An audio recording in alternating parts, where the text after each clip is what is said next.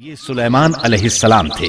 اللہ تعالیٰ نے آپ کو فیصلہ کرنے کی زبردست صلاحیت عطا فرمائی تھی۔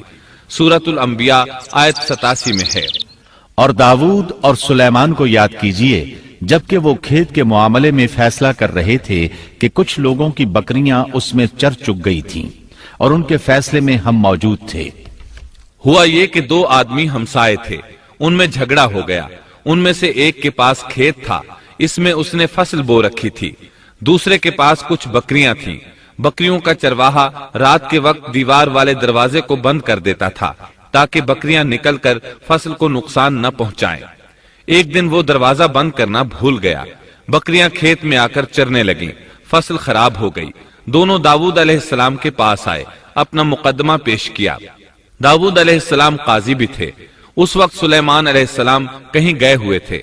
داؤد علیہ السلام مقدمہ سن کر کہنے لگے، یہ بکریوں والے کی سستی کا نتیجہ ہے، اس کا حل یہی ہے کہ وہ تیری بکریاں اپنی تحویل میں لے لے۔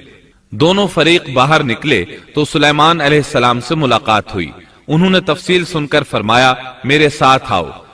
وہ انہیں داؤد علیہ السلام کے پاس لے آئے اور بولے، اس مقدمے کا اس سے بہتر فیصلہ یہ ہے کہ یہ بکریاں زمین والے کو دے دیں اور زمین بکریوں والے کو۔ جب بکریوں والا زمین کو پہلی حالت میں اگا دے گا تو آپ دونوں کی چیزیں انہیں لوٹا دیں۔ اس دوران کھیتی کا مالک بکریوں کے دودھ سے فائدہ حاصل کرتا رہے گا۔ یہ فیصلہ زیادہ بہتر ہے۔ اس سے بکریوں والا اپنی بکریوں سے بالکل محروم نہ ہوا اور کھیتی والے کا نقصان پورا ہو گیا۔ یہ فیصلہ آپ کو اللہ تعالیٰ نے سمجھایا تھا۔ اللہ تعالیٰ سورۃ الانبیاء آیت 89 میں فرماتے ہیں، ہم نے اس کا صحیح فیصلہ سلیمان کو سمجھا دیا، ہاں ہر ایک کو ہم نے علم و حکمت سے نوازا تھا۔ بخاری اور مسلم میں ایک حدیث ہے، اس میں اسی قسم کا ایک واقعہ بیان ہوا ہے کہ دو عورتیں اپنا مقدمہ داؤد علیہ السلام کے پاس لائیں۔ دونوں کو اللہ نے ایک ایک بچہ دے رکھا تھا۔ ایک بھیڑیے نے حملہ کر کے بڑی عمر والی کا بچہ چیر پھاڑ ڈالا۔ عورت چالاک تھی، اس نے چھوٹی عمر والی کا بچہ چھین لیا کہ یہ میرا بچہ ہے۔ داؤد علیہ السلام نے دیکھا بچہ بڑی عورت کے پاس ہے تو اس کے حق میں فیصلہ دے دیا۔ سلیمان علیہ السلام نے داؤد علیہ السلام سے اجازت چاہتے ہوئے کہا، کیا میں اس مقدمے کا فیصلہ کر سکتا ہوں؟ انہوں نے اجازت دے دی۔ سلیمان علیہ السلام نے عورت سے کہا، بچہ مجھے دے دو۔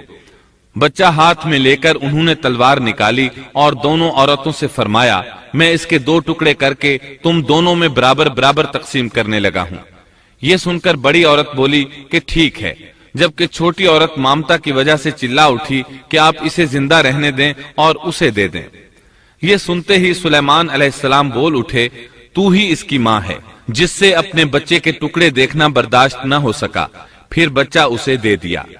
سلیمان علیہ السلام کا ایک تیسرا واقعہ قرآن میں یوں ہے، سورۃ النمل آیت 17 اور 18 میں ہے، اور سلیمان کے سامنے ان کے تمام لشکر جنات، انسان اور پرندوں میں سے جمع کیے گئے، ہر قسم الگ الگ کھڑی کر دی گئی۔ جب وہ چیونٹیوں کے میدان میں پہنچے تو ایک چیونٹی نے کہا، اے چیونٹیوں، اپنے اپنے گھروں میں گھس جاؤ، ایسا نہ ہو کہ بے خبری میں سلیمان اور ان کا لشکر تمہیں روند ڈالے۔ ان تمام لشکروں کو اکٹھا کیا گیا تھا۔ اللہ تعالیٰ نے چیونٹی کی یہ بات سلیمان علیہ السلام کو سنوا دی۔